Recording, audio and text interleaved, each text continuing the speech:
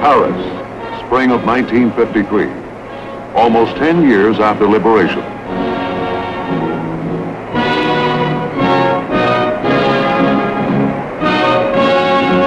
Flags of many nations stand in harmony at the Palais de Chaillot.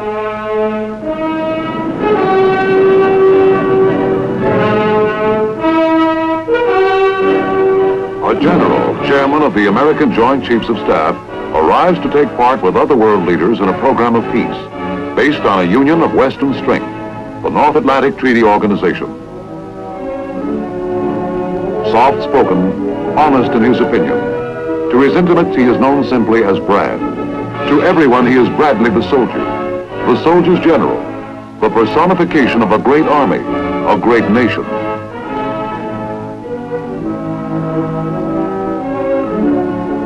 With all that he stands for, this man has no sense of destiny in his makeup. He never had it. Even when he moved along the broken paths of mankind's greatest war, he moved as a soldier, with a soldier's determination.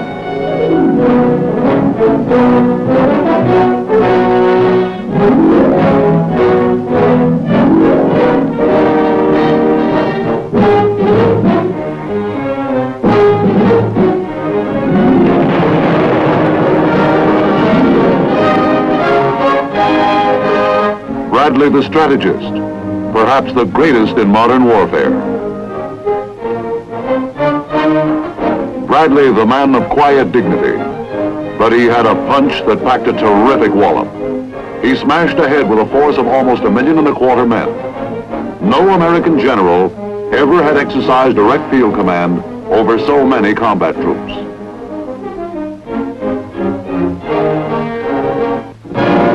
The end of the Nazi road. Here we see him at Berchtesgaden, the mountain retreat of a tyrant who had felt destiny driven to rule the world.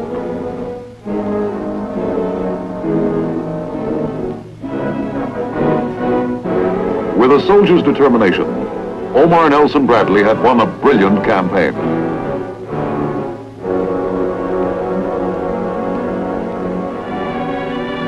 He had come a long way, this general, geographically and otherwise, from the heart of America, from a state that had known many famous Americans: Mark Twain, Champ Clark, George Graham Best, General Pershing, President Truman.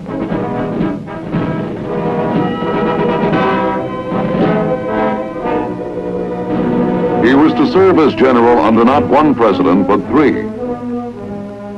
In addition to Harry S. Truman, seen here at Potsdam, Germany, there was Dwight D. Eisenhower, his former wartime chief, and wartime President Franklin Delano Roosevelt.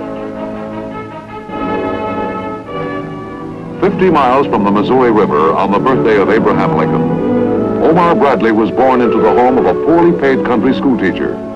The year was 1893. In country such as this, he learned to fish, hunt quail, became an expert marksman. He was the only child. The name Omar came from a family friend, not the Persian poet.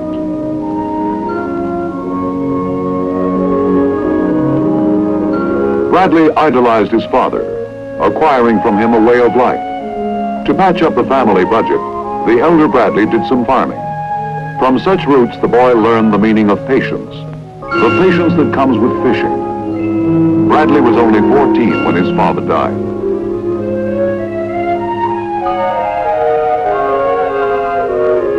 After high school, what? It was hard to say. He sold newspapers, worked at the Wabash Railroad shops at 17 cents an hour. But a Sunday school teacher suggested West Point. And West Point it became, the United States Military Academy. Here had studied Lee, Grant, Pershing. The class of 1915, Brad's class, was to furnish 56 generals. One could say of Bradley, as quiet as the Hudson, a trait that was duly noted by his class biographer. True merit is like a river. The deeper it is, the less noise it makes.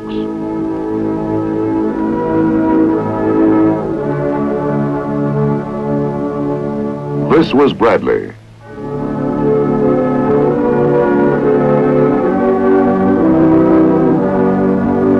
And they wrote further of him. His most prominent characteristic is getting there. Just how much prophecy was in this remark? Let us see. In World War I, he commanded an infantry company at the Butte, Montana copper mines. His own evaluation, ruin. He was left out of the fight. 1920, ordered to West Point as an instructor in mathematics. From 1924 to 1939, Army schools, routine duty periods with troops in the United States and Hawaii, then on to General Staff in Washington. Finally, in the early part of 1941, Commandant of the Infantry School at Fort Benning, Georgia. Was he getting there? Well, he was acquiring the reputation of a fine infantry officer.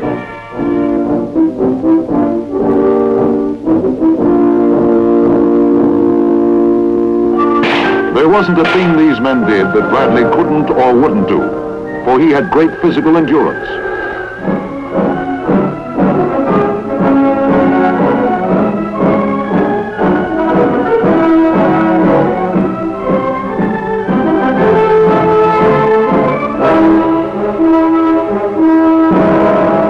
February 1943. Bradley was in Florida training a division for duty overseas. World War II was in its second year for the United States, and Bradley was to be included in the fight. Word finally came to report to French North Africa.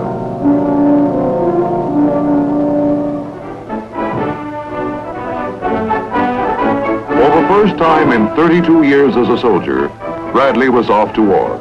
Selected by Chief of Staff General George C. Marshall, who had been watching this great infantryman for years. Now as Deputy Commander and Commander of the U.S. Second Corps, he helped push the Tunisian campaign to victory. British Commander General Sir Alexander says, well done. Bradley tells all about it in his book, A Soldier's Story. Was he getting there? As they would say out in Bradley's country, he fought to beat the band. After Africa, the invasion of Sicily.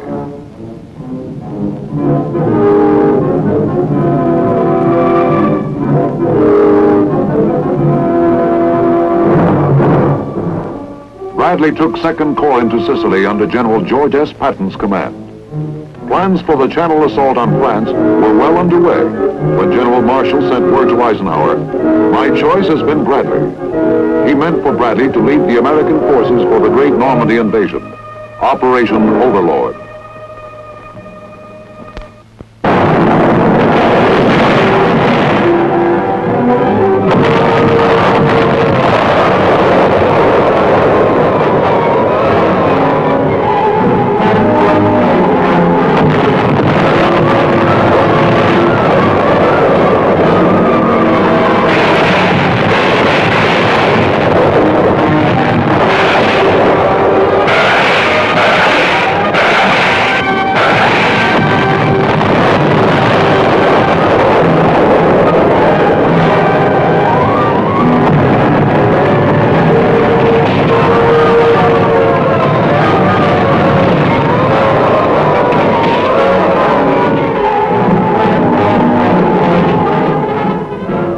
As commanding general of the First Army, Bradley was ashore less than 24 hours after the first Allied units hit the Normandy beaches.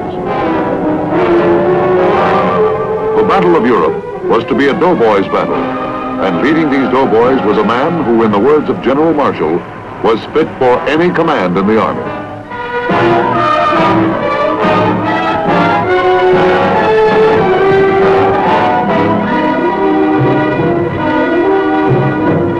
A week after D-Day, and we had linked the Allied forces together in a beachhead 42 miles wide. A prime objective, the port of Cherbourg.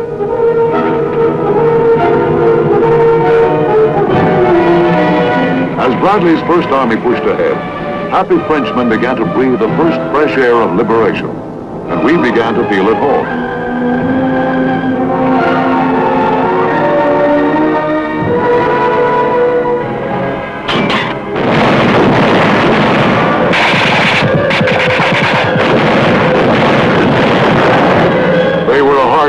crack, those Nazis. At all costs, they meant to keep us from getting a harbor, a suitable port for our supplies.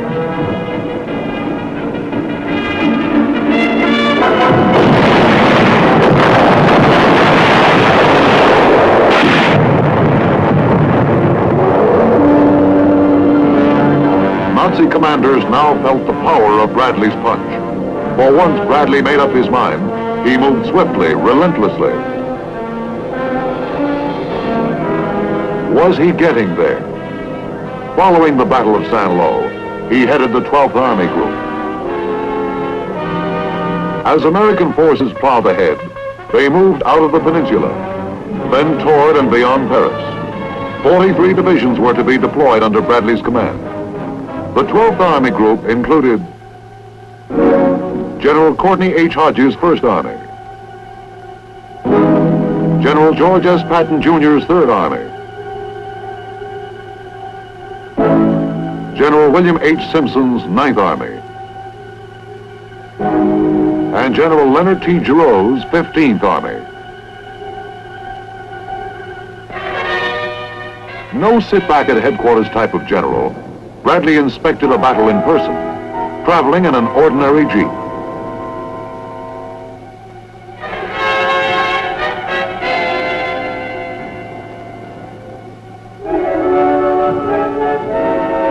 There wasn't a bit of glamour or fanfare in his whole tall, lanky frame.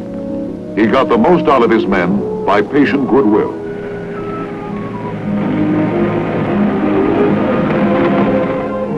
He knew every division commander by his first name. When an officer performed as he expected him to, he gave him a free hand. When he hesitated, he tried to help him.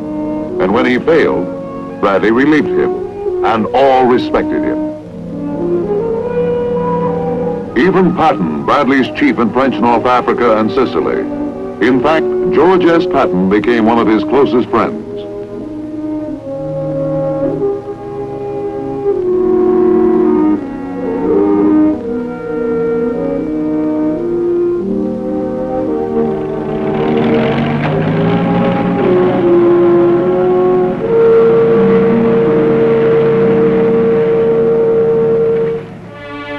What did Bradley think of the boss, and vice versa? There was a mutual trust. Stout-hearted and confident of result was the way the chief described Bradley. Many battles justified faith in Bradley, but one especially was the big breakout.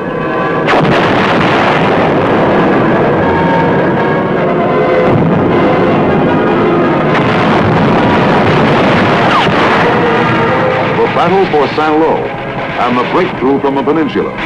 One of the most decisive battles of Bradley's military career. The breakthrough cracked the back of the Nazi Wehrmacht.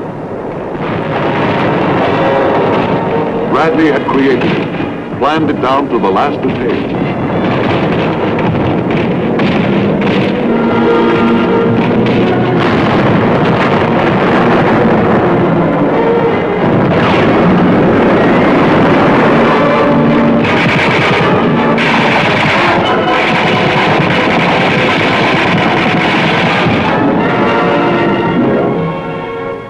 Uprooting meant taking quicker and firmer root in freedom's soil. Out came our armies. The way was open. The way to Paris.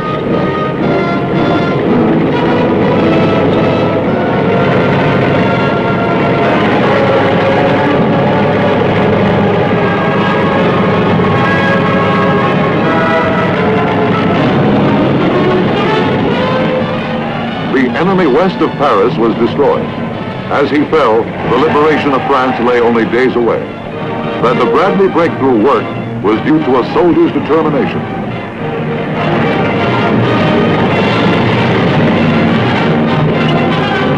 Our hopes now ran high for a quick end to the war in Europe.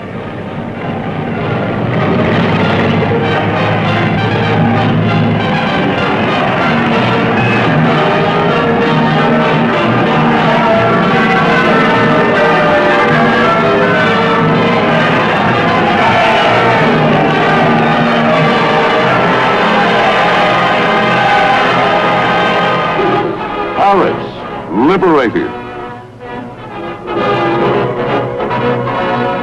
Bradley could have gone into Paris himself, but the quiet man from Missouri was not built like that. He had waited for his chief.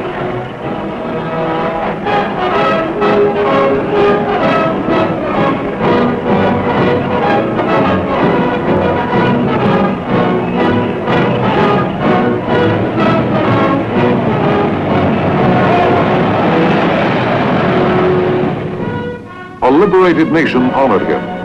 Bradley was to receive many decorations, as well as honorary degrees from universities. Someone has said of Bradley that he always behaves as though he were a civilian among men in uniform.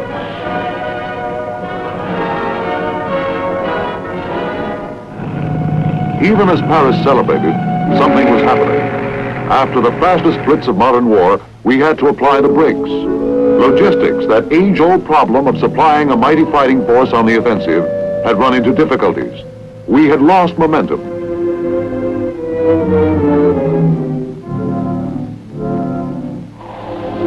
The deep stalemate of winter set in.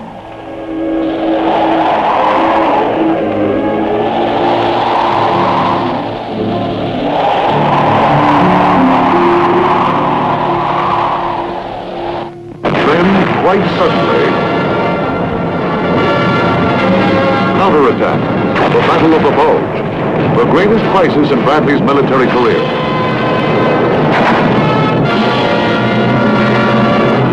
Dark moments, unpredictable moments. It was the enemy's dying thrust. We were thrown back.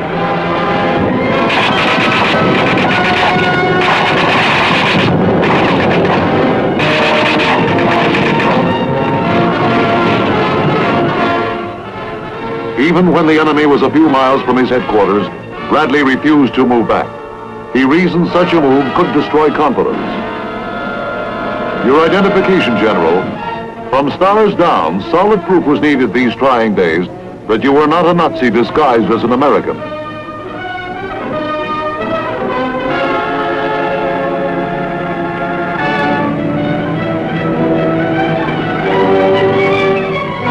The Battle of the Bulge over, the Rhine soon came into view.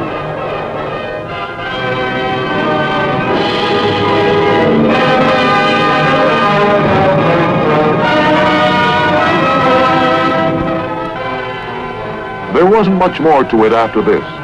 Operation Overlord, which had swept a relatively unknown general into great prominence, had blasted asunder the myth of Nazi invulnerability.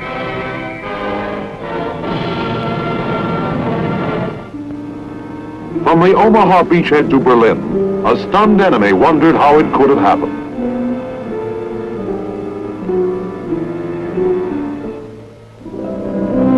Farm boy to 4 stars. Was he getting there?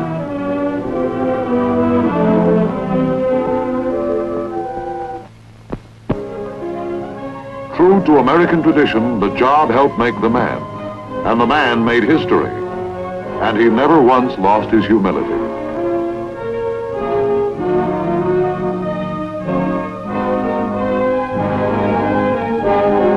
Was there room for a 5th star?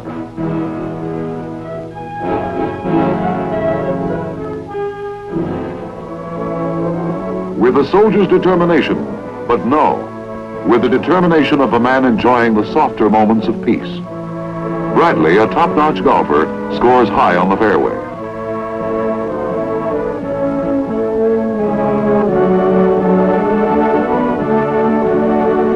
But a hop, skip, and a jump from the fairway was busy Washington. And in post-war America, Bradley played a big role in world affairs. Affairs as they pertain to our survival as a nation.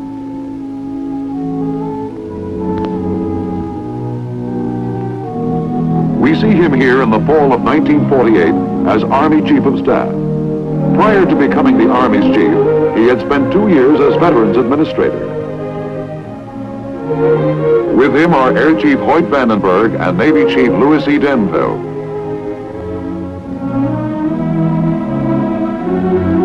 In Bradley's characteristic way, he considered his job another opportunity to serve his country, and America needed him. For a new type of world jitters had set in, the Cold War, modeled by the Kremlin. For example, the great airlift of 1948 and 1949. Starved the people of West Berlin came orders from Moscow. So the Red Army imposed a blockade on all overland transport between Berlin and the West. All trade stopped. Industrial paralysis threatened West Berlin. But not for long. The air was still free, and from the free nations poured fabulous supplies for the people of West Berlin.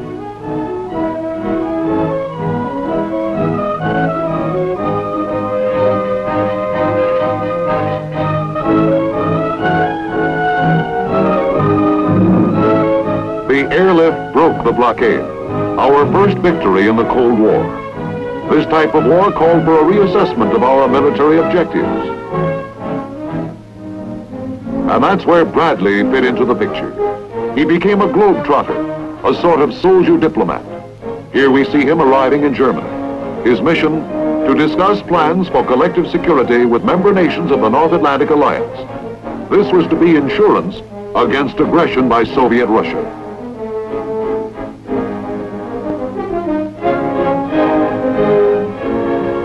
Bradley, the world headliner. The story of Omar Bradley would not be complete without mentioning the former Mary Elizabeth Quayle, who married Bradley a year after his graduation from West Point. Here she watches Bradley being sworn in as chairman of the Joint Chiefs of Staff by Defense Secretary Johnson.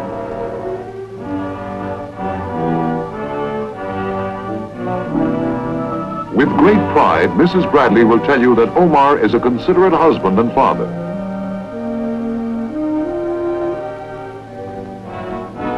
As chairman of the Joint Chiefs, America's top soldier took his seat at the first meeting of the Defense Committee of the North Atlantic Treaty Organization held in Washington.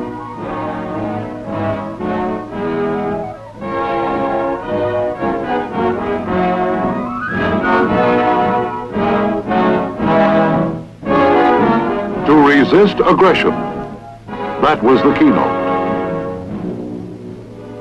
Yes, there was room for a fifth star by act of Congress and the deep respect and admiration of a fellow Missourian. A little trouble with the pin, but both Bradley and the President made it.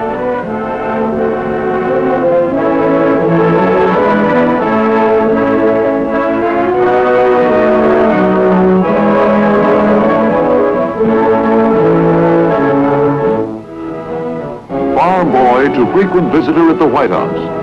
This is early in 1951 at a Security Council meeting. He sits beside the man who, along with his father, signalized his ideals in life, General Marshall, at this time Secretary of Defense. And again at the White House, with ministers of defense and military advisors of the North Atlantic Treaty Organization.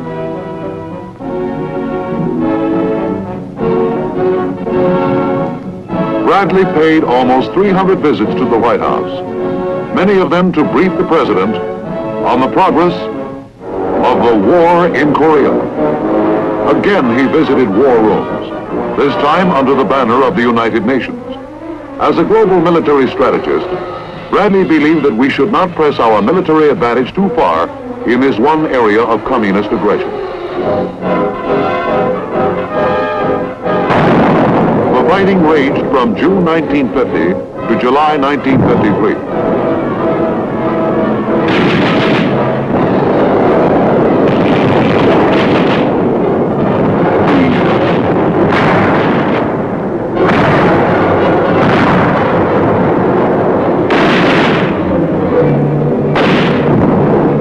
These were precarious times. At stake was our global prestige, our voice in the free world.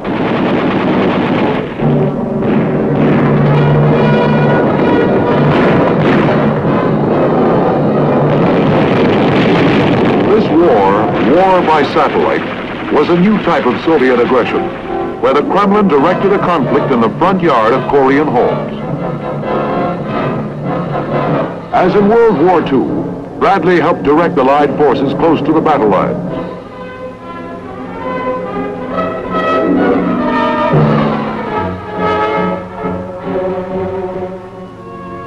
And so it came to pass, from the year 1915, A West Point classmate of Bradley's, Ike by name, went places too, becoming President of the United States. He is playing host here to our top soldier of the nation and other members of the class of 15. Time, May 1953, shortly before Bradley's leaving active assignments.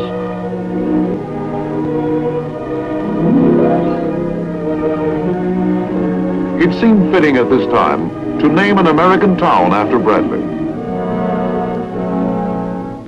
To quote Bradley, "No boy ever came out of an army camp with any more or any less moral fiber and any more or less courage than he had when he left his family fireside." Bradley, West Virginia, on U.S. Route 21, between Beckley and Mount Hope.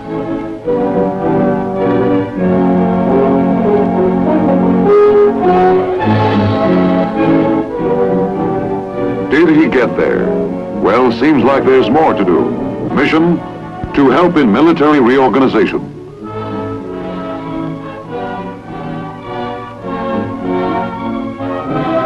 He has come a long way, this general from the humble roots of America, to enrich our heritage of service to mankind and love of country, a living monument among the truly great men of history.